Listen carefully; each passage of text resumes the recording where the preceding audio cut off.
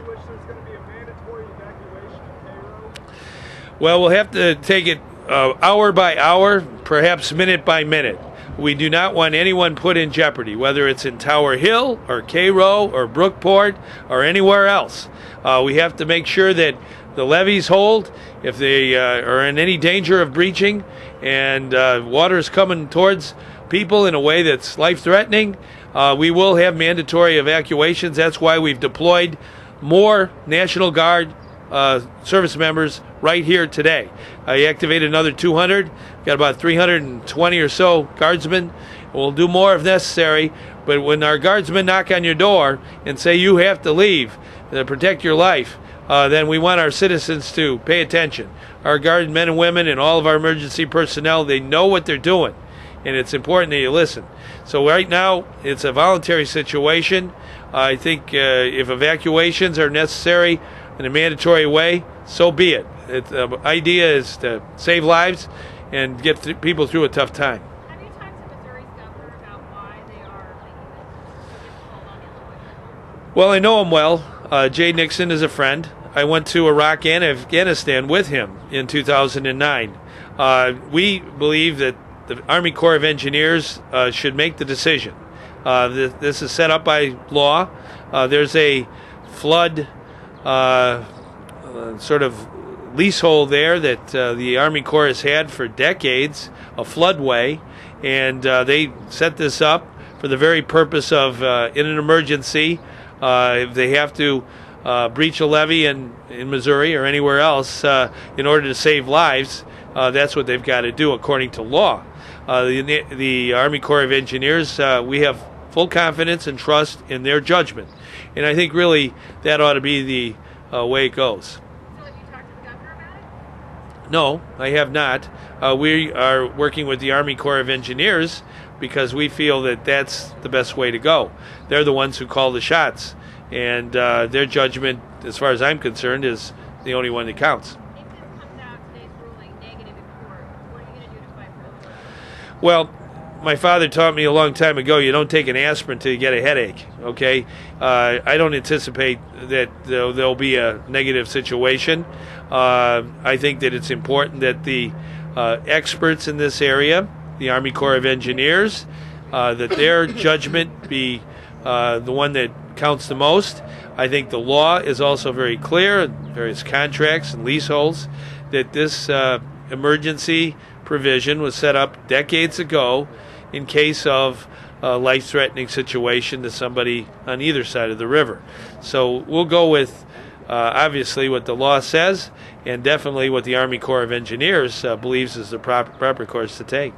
Are you asking for any federal funding for this? And if so, do you have an estimate on that? Well, I think what we have to do is get through the time of challenge right now. There will be disaster relief available. We've done this in the past in Illinois. Last summer in the Chicago area, they had serious flooding. We were able to get federal relief for them. But I think before we get to that step, we want to get people through safe and sound. That's what this is all about. Look at all these men and women gathered here today. We all work together. We have a tremendous, I think, emergency management response. We have gone through other emergencies without losing any lives, and I think that's the way we want to go today. So it's important that we deal with the immediate situation. Disaster relief will be available, in my judgment, from the federal government, given the devastation we've already seen. But we don't want to get too far ahead, and we don't want anybody thinking that the challenge is over. It's headed our way, and we got to be on our toes. Governor, go ahead. I know there's a concern for this entire area, but based on all the models and information that you have, are there certain areas that are in more of a direct threat? Well, there's certain levees that we want to make sure hold. There's a number of levees, and some of them are greatly challenged right now. And we want to, hopefully, with the Army Corps is in charge, but we work with them. We're sandbagging. We have a lot of people working together, as Sheila mentioned, volunteers coming forward. Want to hold the levees. That's real important. As the water comes rushing down, they're going to challenge these levees, and if anything is breached, we got to take immediate action. For example, if a parish that thought, God forbid, if there was a levee that breached, that would cause serious challenges to community, and if we have to evacuate people, so be it. We will use everything at our disposal to save people's lives and use our equipment, our materiel, our boats. We have our Army National Guard vehicles, whatever it takes to rescue people from imminent danger. Governor, you deployed the National Guard on Tuesday, and we have a whole lot of people asking us why they're just seeing them on the ground. Well, we deployed about 120 guardsmen on Tuesday, and more today. Some of our guard members came in early last night. Their job is to assist our emergency management experts. I have complete confidence in the Guard to handle whatever assignment comes their way. These are well-trained service members who, as General Innard said, they've been in combat, they've been in tough places, and they know how to save lives. So they're here, and they're ready to go. Governor, are there any emergency services that are not being offered or are being limited because of the state's budget situation? The answer to that is no. Whenever there's an emergency and lives are in jeopardy or threatened, we spare no expense.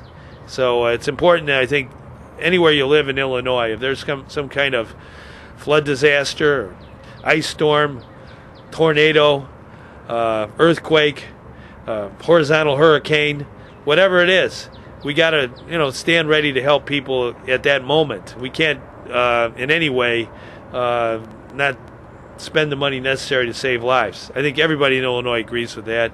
Obviously, our state has fiscal challenges, but I've been so proud of all of the folks at the state and local level, elected officials and those who work for government, public servants, how they come together and work together. Just a couple of months ago, we had a terrible blizzard in Illinois, north of here, and in one 24-hour period, 16,800 miles of roads were cleared by 2,800 workers working in whiteout conditions, 12-hour shifts. We saved stranded motorists by the thousands. And that's what Illinois is at its best, in my opinion, and that's why we want to appeal to everyone right now. And this flood is a frightening thing for anyone, and it's important that we make sure we work together and fight back and get through a tough time.